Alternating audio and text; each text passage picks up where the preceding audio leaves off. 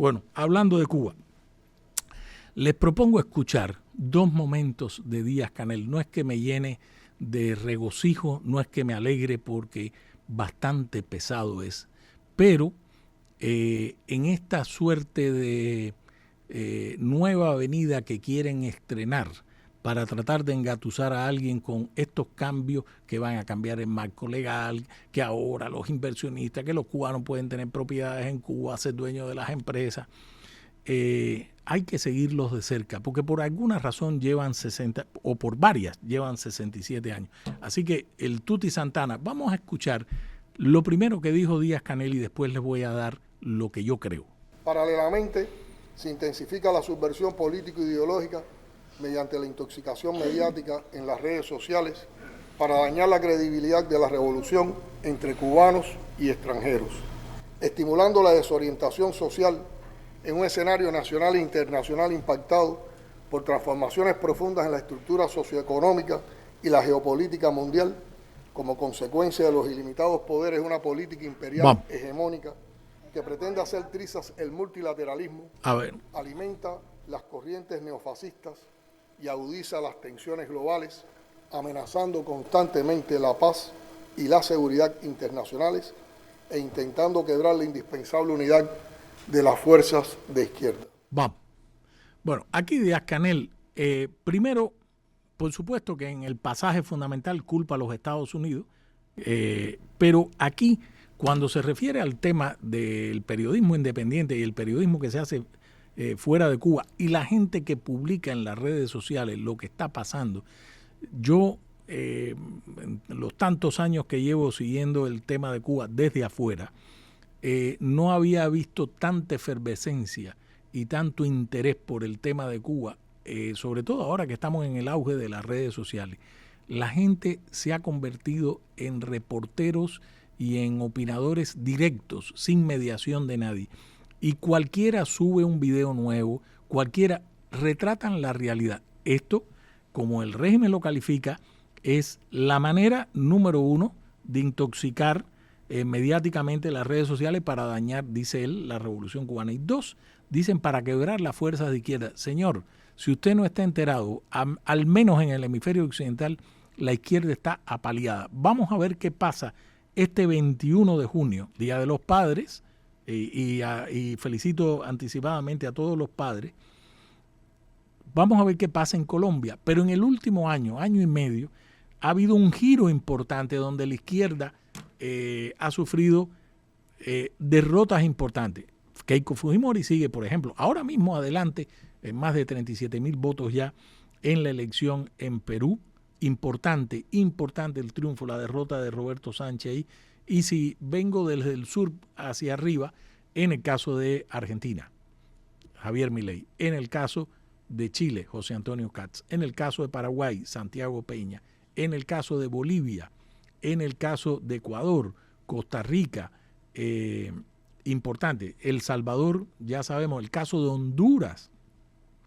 Quedan todavía 3 focos complejos. Brasil, donde Luis Ignacio Lula da Silva quiere en octubre volver a ganar una reelección no consecutiva, o sea, tiene 2 mandatos y después tiene que irse, pero ya sería su 4º intento. Vamos a ver qué pasa en octubre, porque uno de los hijos de Bolsonaro está ahí. Y en el caso de México, usted tiene a Claudia Sheinbaum, que hoy ha dicho que en una llamada con el presidente Trump le ha sugerido, señor presidente, miren los cambios económicos que están haciendo en Cuba, aflójele la mano. Claudia Sheinbaum, vocera directamente del régimen cubano. Eso es lo primero que dice Díaz-Canel. Vamos a ver otro fragmento para ir al tema de fondo sobre esto que le está planteando y los cambios económicos supuestos que quiere hacer el régimen. Si no hay riqueza, no hay nada que distribuir. Estaríamos hablando de una justicia social en abstracto. La justicia social, como la ha concebido la revolución con su vocación humanista, ayudando a los que están más desfavorecidos, generalmente con programas y proyectos asistencialistas y gratuitos. Vamos, aquí no sí, aquí hay que ser justo. De todo lo que ha dicho Miguel Díaz-Canel, que yo lo he escuchado, quizás esa frase es la única verdadera. En cualquier sociedad, si no hay riqueza, no hay nada que distribuir y estaríamos hablando de una justicia social en abstracto. Lo ha dicho él. Entonces, ahí hay un reconocimiento de fondo. Claro, él, después que continúa la oración, él habla de la justicia, de la revolución, del legado de Fidel, de Raúl Castro. Oye, en 67 años un solo apellido ha regido los destinos de esa nación. Castro, no ha habido otro apellido. Entonces, en este punto es al que yo quiero llegar. ¿Por qué razón? Porque Díaz-Canel, lo que les dice ayer, por cierto, antes de terminar con lo de Díaz-Canel, el señor Raúl Castro Ruz, que es el que aprueba todo a dedo, así con 95 años, con sordera, enfermo, estaba ausente pero presente. Es decir, el general de división, José Amado Ricardo Guerra, que durante buena parte de su vida fue secretario de Raúl Castro, y ahora desde hace un buen tiempo es secretario del Consejo de Ministros y es el poder del gobierno, de la parte gubernamental, tras la sombra, es miembro del Buró Político, por cierto, dijo que Raúl Castro, y enseñó la carta con la firma de Raúl Castro supuesta, había aprobado y apoyaba todo lo que había que hacer, que había que cambiar lo que fuera necesario, incluso en la discrepancia. Eso dijo José Amado Ricardo Guerra, y dijo que Raúl Castro estaba siguiendo la sesión del pleno extraordinario del Comité Central del Partido Comunista, donde estaban todos los miembros del Buró Político, pero nunca se mostró a Raúl Castro. Es decir, era ausente, era como el gran hermano de Orwell, de George Orwell. Estaba mirando todo desde afuera, observando quién decía A, quién decía B. Y es importante porque hay una parte en la que Díaz-Canel dice, por ahí está el texto, pero prefiero sintetizarlo porque de verdad que me molesta un poco la manera en que habla Díaz-Canel con esa presopopeya burocrática, pero dice que estas reformas económicas tienen que ser, dice él, profunda, ágil, en corto plazo, para atraer la inversión extranjera y el uso, así dijo, el uso incentivo, aquí lo anoté, de tecnología, porque dice que la realidad nos impone cambios urgentes. Ahora, ¿cuál es mi impresión? Aquí hay 4 ejes en lo que está tratando de hacer el régimen castrista. Por supuesto que en el primero culpa a Estados Unidos, es decir, Trump, Marco Rubio, el exilio, todos son los culpables de la realidad cubana. A eso yo ato un segundo eje que a mí me parece, y esto algún día quizás los historiadores, los sociólogos, los politólogos, los psicólogos de masa estudien. Mira, esto sería un trabajo digno de Elías Canetti, aquel que escribió Masa y Poder.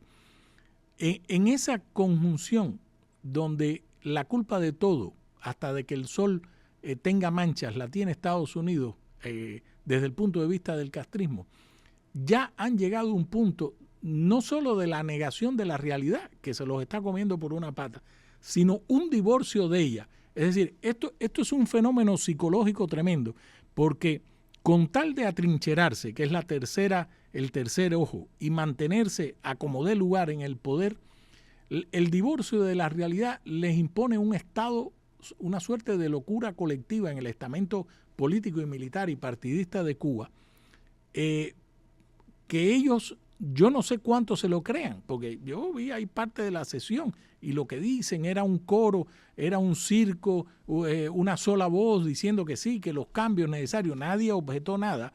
Una se paró por ahí y dijo, bueno, a mí lo que me preocupa no es que con esto de que algunos haya mayor riqueza y otros no, ella no se preocupó por las políticas de choque que Fidel Castro, ahí voy a la pausa, tanto criticó en los años 90, sobre todo en el cono sur del hemisferio occidental.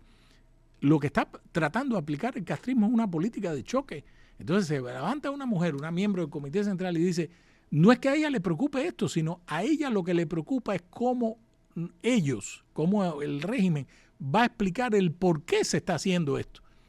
Y por ahí se levantó uno de los tipos de la CTC, que está organizando un nuevo congreso de eso de la CTC, calificando estos cambios como de audacia. Entonces yo me puse a pensar, a ver, en estos 4 ejes, la culpa al Estados Unidos, el atrincheramiento feroz de que sí, vamos a superar esta fase y vamos a las conquistas del socialismo y eso. caen en el desvarío psicológico de un estado de locura colectiva en el estamento político, porque ya no es solo que con el hambre del pueblo cubano se enriquezcan algunos de la élite, cosa que está pasando, y ahora lo van a buscar. Si hay algún tonto útil que va a tratar de hacer una inversión a Cuba, lo van a engatusar y de nuevo ese dinero, el manejo de poco combustible que llegue, de la comida. Oye, aquí yo leí los datos, se ha comprado más alimentos en lo que va del 2026 de lo que compraron en el 2025. ¿Y dónde sale ese dinero? Porque la ley Helms-Burton los obliga a que paguen en cash. Entonces, ¿de dónde sale ese dinero? Entonces, están jugando con el hambre del pueblo. Por eso es una política de choque.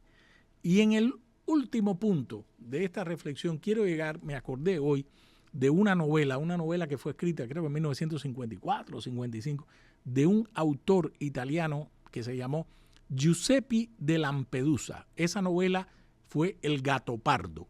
El Gattopardo lo que plantea es que el personaje central de la obra, que es un príncipe en Sicilia, estamos hablando de la Italia después de la invasión de Garibaldi, yo creo que en 1860, ese periodo, finales del siglo XIX.